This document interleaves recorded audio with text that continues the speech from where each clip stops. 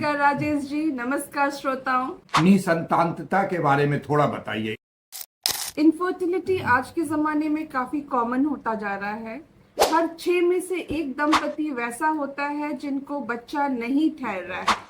इसके कारण बहुत सारे हो सकते हैं। कारण पुरुष में हो सकता है, कारण औरत में हो सकता है। कि आप ये समझें कि इनफर्टिलिटी कब कहा जाता है। जी। कोई दंपति जो 2 साल से ज्यादा हो गया है प्रयास करते हुए और बच्चा नहीं ठहर पा रहा है, उसको इनफर्टिलिटी या सब फर्टिलिटी कहा जाता है।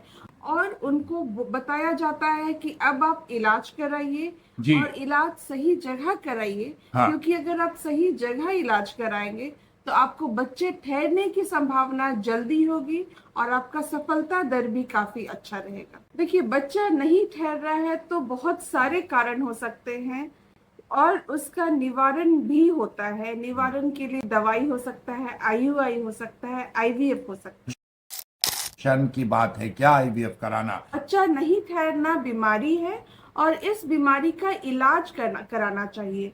शर्म नहीं करना चाहिए इलाज करने के लिए। IVF कराना बिल्कुल शर्म की बात नहीं है, क्योंकि विश्व में आज अभी तक लाखों, मोर देन मतलब लैक्स बच्चे हो चुके हैं जो कि बिल्कुल नॉर्मल हो चुके हैं।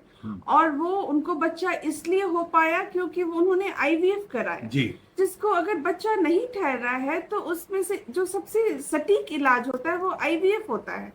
तो अगर IVF से आपको बच्चा ठहर रहा है तो फिर, और अगर बच्चा ठहर जाता है तो ये शर्म की बात कैसे हुई? ये तो एक इलाज हुआ और आपको साइंस को मानना पड़ेगा, साइंस को अपनाना पड़ेगा अपने जिंदगी में। समाज में जब पता चलेगा तो लोग क्या कहेंगे? देखिए, समाज में इंसान होता है, वो हर तरह के लोगों से घिरा होता है। जी। कुछ आपके शुभ चिंतक होते हैं। हाँ। कुछ वैसे होते हैं जो आपके दुख का मजा लेते हैं। वो मीठा मीठा बात बोलते हैं, लेकिन कुछ ऐसा टोंट कस देते हैं जिससे जो दिल में चुभ जाता है। जी बिल्कुल। तो ये जरूरी है आपको समझना कि किसका बात मानना है, किसका बात नहीं मानना है। ये आपकी जिंदगी है। आपके एक शुभचिंतक अगर होंगे तो वो आपको जरूर प्रेरित करेंगे सही जगह इलाज कराना। जी। और सही जगह भी इलाज कराना और सही इलाज कराना। आदमी अगर सफल होता है किसी भी चीज में तो ये जरूरी है कि वो पॉजिटिव इंसान के साथ रहे, नेगेटिव इंसान से दूर रहे, तभी आपका बीमारी का भी निवारण हो सकता है। लोग कहते हैं कि अपने से बच्चा होते ही तो वो बच्चा दूसरा, और IVF से जो बच्चा होगा वो दूसरा बच्चा होगा। बिल्कुल नहीं, IVF में भी ऑलमोस्ट सेम प्रक्रिया होता है। हाँ।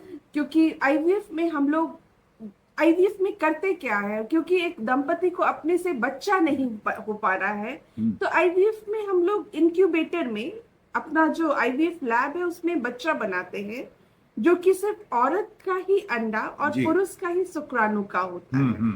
और उसको मिला के बच्चा बनाते हैं। उस दंपति के, औरत के शरीर में बच्चा नहीं बन पा रहा है।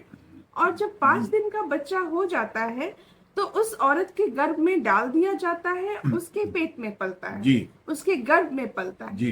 तो ये बच्चा हर तरह से तो नॉर्मल ही हुआ। और अब साइंस गवाह है, इनफैक्ट हमारा हिस्ट्री गवाह है, इतने सारे बच्चे हो चुके हैं IVF से कि इलाज बहुत महंगा है।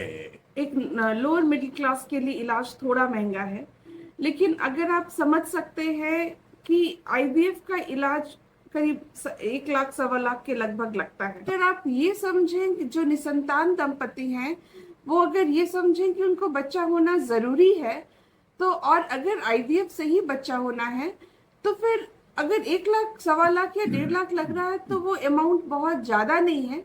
सोच के साथ ये भी पता होना चाहिए कहाँ कराना है, कहाँ इलाज सही होता है, ताकि आप अगर IVF कराएं तो आपको ज्यादा चांस हो बच्चा ठहर जाने। थैंक यू डॉक्टर श्रद्धा, बहुत बहुत धन्यवाद आपका कि आप ये जागरूकता लोगों के बीच फैलाना चाह रही हैं, जिससे लोगों के चेहरे पे हंसी आ सके। Thank you.